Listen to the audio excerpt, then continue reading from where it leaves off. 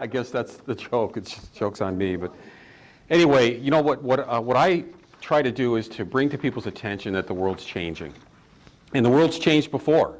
It's changed over and over again. I mean, we came out of the Industrial Revolution.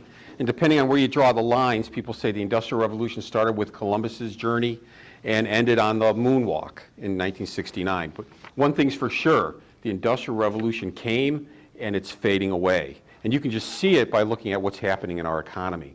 And we're in a new age. We're in the information age. We're in other ages. We're almost in a perfect storm of ages. And technology is changing everything. Technology changed the agricultural age into the industrial age, and now the industrial age is fading into the information age. It just is happening. It's happening right now. And what's happening online is creating the age of the customer and the age of the entrepreneur. And we'll talk about that a little bit more in depth. But one of the things, you just have to look around to see that things are changing. And I just thought I brought a list from PC Magazine. Other magazines that I was reading today talked about how 47% of the jobs that exist today will disappear. Atlantic Monthly, several other magazines were reporting it. 47% of the jobs people have today in the next decade to 2 decades will disappear. So which job do you have? Well, the top 20 jobs that are predicted to disappear in the next decade or so from PC Magazine are bank tellers, umpires, referees, and other sport officials. You know how they take breaks to go look at the little video camera? It's going to get bigger. It's going to be just the video camera. Insurance appraisers and auto damage assessors. Loan officers, order clerks, brokerage clerks, insurance claims and processing clerks. Something about clerks. If you're a clerk, you better get the Sherlock going. Timing device assemblers and adjusters. Data entry keyers. If you're involved in data entry, you're in trouble. Library technicians. New account clerks, there's clerks again. Photography processors and workers, tax preparers, it's all going to be automated. Cargo and freight attendants, watch repairers. Who has a watch anymore? I mean, really, everybody's, well, there's a few of you, yeah, but no, really, okay. I was almost going to say no one under 30's got a watch here today, but because most people are using their cell phone, right, for their watch. It's a fashion it's jewelry, not a watch then. Don't raise your hand. It's jewelry. Insurance underwriters, mathematicians, sewer workers. Anybody want that job? Title examiners and telemarketers. We already see people, telemarketing has changed where it's robots now. And so the world is changing. And nobody holds up a sign saying the world is changing, get ready. But it's changing. It's all around us. We see it. We see it. We're doing all kinds of internet transactions all the time. And so the world is changing all around us. And we're really in a perfect storm of different ages. And these ages are actually being very much used by the Sherlock. If you can find 2 or 3 trends that you're part of, you're really in a good place. But there's more trends today than ever before that the Sherlock is taking advantage of. One of the ages is the information age, and we're right in the middle of the information age with the technology that we have. It's becoming the age of the customer. The age of the customer where everything favors the customer because there's so much information online that people can find out about the products, so you can't like use advertising to sell people on the products. They're finding out about the products. So substandard products are disappearing. But it's still, the online game is still rigged because the players online are still industrial age thinking companies. They're putting their company and their shareholders first before the customers, and I can prove it. Google's being sued right now for favoring their advertisers. And so you go on Google, Google does not have the best price, and that's what they're being sued about because people search there hoping they're going to get the best price, and Google shows them results that aren't the best price. Amazon doesn't have the best price all the time. We just know it from using the Sherlock. So the age of the customer is one of the ages in our perfect storm that the Sherlock helps take advantage of, because the Sherlock always helps us find the best price online. The best price will change depending on the day and the time and what you're looking for. You need a tool to help you do that. That's what the Sherlock does. There's a mobile revolution. By 2018, $5 trillion of business will be done online, most of that through mobile. $5 trillion. That is a huge perfect storm. That wealth is moving from brick and mortar stores online. And no one is helping us be part of that. And so the mobile commerce market is another perfect storm. E-commerce is a perfect storm. Everything's moving online. Business is being done more and more online. And so there's a home-based business change. We're moving into what's called the age of the entrepreneur. Emerson just gave $3 million to St. Louis University to open a center for entrepreneurship. The universities know if we keep teaching what we've been teaching, we're not going to have anybody coming to these schools. Because the old way, get a good education, get a good job, work for 50 years, and get a gold watch. Well, you don't have watches anymore. Nobody's working 50 years at the same place. Entrepreneurship is what's happening. Now, this is a picture of Paul Zane Pilzer. He wrote a book called The Next Millionaires. If you haven't read The Next Millionaires, you really owe it to yourself to read it because your belief in what we're doing is key. Your belief is key. If you read The Next Millionaires, I started underlining that book when I read it, and I underlined almost every word because it's talking about the shopping Sherlock, about trillion-dollar industries. You want to be in a trillion-dollar industry. We are in a trillion-dollar industry that's not only growing a little bit like other industries, we're growing. Last year, we were just talking about that today, online commerce, e-commerce grew 15%. What multi-trillion-dollar industry is growing at double digits? Only e-commerce and mobile commerce, and that's right where we are. But it's the age of the customer. We're helping the customer get the best price. But there's also this whole trend of income online, affiliate income. That's how people are making money online, is through affiliate income. And that's how people are becoming millionaires online that don't own big companies like Amazon and eBay and so forth. It's through affiliate income. And so there is this massive amount of affiliate income online. We don't know how much money's there, but there's a lot. Just look at Amazon. Amazon did $85 billion last year. 30% of that was through affiliates. Now they give like 2 to 10% based on the sale. You start figuring out the numbers. Amazon does not tell us how much they're paying their affiliates. But it's a lot.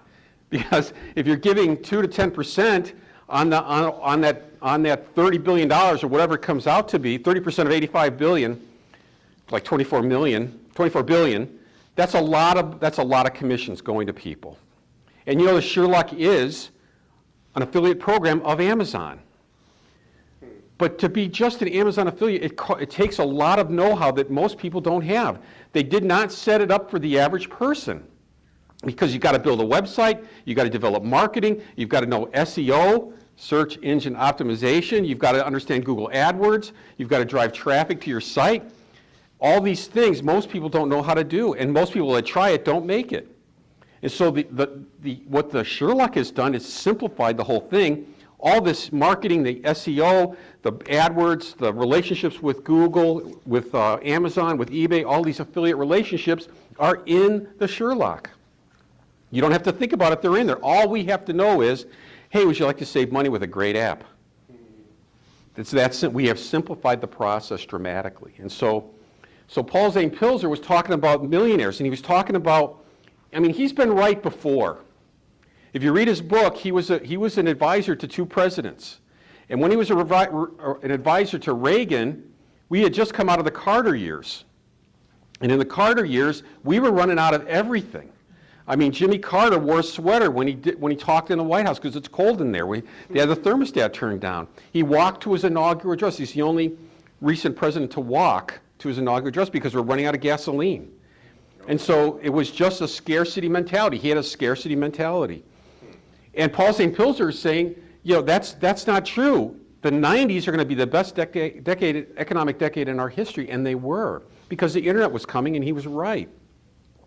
Now, when he said that there were 3.4 million millionaires in the United States, by the year 2000, there were 5.6. And everybody's been saying things are terrible. But right now, there's 9.6 millionaires. So when most people are crying about the recession, trying to make ends meet, there's a group of entrepreneurs that have become millionaires, more millionaires than in the history of mankind. Wow. And so it's hard times for some, but those hard times get some people to become entrepreneurs, and some of them become millionaires. And if you're in the right trends, we just talked about a perfect storm of economic trends, and the Sherlock's in the middle of all of them. The age of the customer, the age of the entrepreneur, mobile and e-commerce trends, We're right in the middle of all these trends. Online affiliate income, they're all there. And so he's right. We're going to have more millionaires created by the internet than ever before. And so being an entrepreneur is key. Now, one of his mentors was a Nobel Economics Prize winner, Dr. Coase. Dr. Coase won the Nobel Prize because he ran statistics, and back in 1930 when he ran his statistics, the best place to work was at a big company. That's why Henry Ford, when he built his big factory, he built it in River Rouge, and he put everything together. Everything was in one spot, and that was the best thing to do because you had limited resources, you put them all together, it's valuable. So back in 1930, the best thing to be is to work in a big company. Well, after his mentor passed away, he ran the statistics that Dr. Coase won the Nobel Prize, and today it's safer to be an entrepreneur. We're going to be forced to be entrepreneurs anyway. If you really saw the real unemployment statistics, they would, we wouldn't vote for the people we're voting for if we really knew the truth. I mean, liars figures lie, figures don't lie, but liars figure. That's how it goes, right? And so, they say we have a 5% unemployment rate, right? But that doesn't count the people who have given up looking. And it doesn't count the people that are working 3 jobs when they worked 1 before. And it doesn't count cities like Kankakee, Illinois, or East St. Louis, where the unemployment rate's probably in the mid-20s. I mean, some places it's 40%. And so there's a lot of people out of work. But how can the stock market be 18% with so many people out of work? We're having a jobless recovery. What does that mean?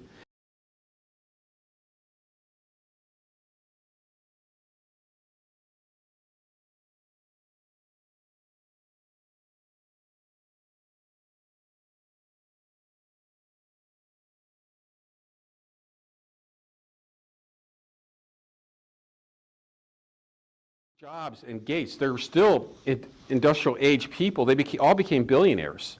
When money transfers hands, if you're in the right spot at the right time, it multiplies. It transfers into your hands and it multiplies. And so being at the right place at the right time, being in a perfect storm from these economic trends is exactly the right place for us to be. Now, we're not going to be like Henry Ford because we don't own everything. We share everything with each other. And we help each other. We help each other succeed. Together, everyone achieves more, right? We're a team, and so we're going to, if this company, I believe this company will be $1 billion company, but we're going to have to share that wealth. If 60% or more of the company revenues come to us anyway, how much of $1 billion is 60% being shared? It's going to be good. It's not one billionaire getting everything, it's a bunch of us doing okay.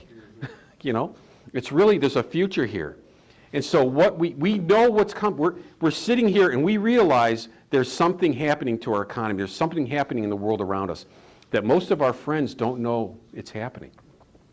And so our responsibility is to educate them that they really need help. And the best way to do it is to share that this thing will save you some money. So we needed some things on Saturday, and so I just got on the Sherlock and started shopping. And so we eat Larabars as snacks, sometimes 1 or 2 a day. Kathy has one, I have one, right? And so that you go through a box of 16 pretty quickly. So I found that they're normally $1.60 a piece. I found them for 97 cents a piece, so 60 cents. So with the Larabars that we eat in a month, we just about pay for the Sherlock on a monthly basis, just with the savings on this one breakfast bar, So I saved $10 on that box. And then I needed, on my Grand Cherokee, the supports that hold up the hood and the gate are wearing out, so sometimes you turn around, it'll hit you on the head if you're not careful, And so I'm replacing them. And so they were on Google, a pair for $40. So I needed $80 worth. So, but I didn't just go to Google, I used the Sherlock. Sherlock found the pair for $25, found 4 for $25. Wow. And so I saved about $55 on that purchase. And then I have another window regulator that makes my windows at my Grand Cherokee. It's like the 5th or 6th one that we're replacing. And that I found for $32. And so the dealer wants $287. So I saved about $250 on the part, Plus, I've seen it done so many times I can put it in myself. So I can put it in, I can save. So I'm saving $460 or something on it. So I saved, if you look at it one way, I saved almost $500 over the weekend. But if you look at it with just the parts, I saved over $300 just on one day. Wow. So that's just the way the Sherlock works. So when I'd been looking for the Sherlock because I'd been working in technology. I worked for a company that helped other companies use the internet more effectively. And there was a time where the internet was not being adopted, just like not everybody gets the shopping app right away. You know, it takes a little bit of education. Because they don't realize, I just go to Google and I get a good deal. Well, compared to buying it in a store, yes, but other sites online, no. So if we keep letting them use just Google or just Amazon, they're probably spending 20 to 50% more than they should on what they're buying. So how have we helped them? We haven't. And so when the internet was just coming out, some companies were using it and some weren't. I remember that there were two companies that were using my company's product to keep them informed. And there was an antitrust suit between one company was represented by a law firm in Chicago, and one was represented by a law firm in Minneapolis. The Chicago law firm adopted the internet, and they were in a court battle together. They're both going before the judge. Well, the one in Chicago got the notification of a new case law for antitrust instantly. He printed out 3 copies and took it into court. Now, the guy who was getting it printed had to wait a week for it to come, be mailed to the mailroom, be delivered to his desk, right? So he went in, he handed 1 copy to the judge, 1 copy to the other attorney, and he had 1 copy, and he won the case. It was like a multi-million-dollar case because one company adopted the internet and the other one didn't. The one that adopted the internet won.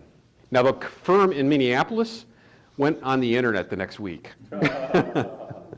And so that's what technology makes a difference. Technology is a great equalizer. It's a multiplier of your wealth. When you find a place where you can use technology to create wealth, it will multiply it. And that's why the Sherlock's so powerful.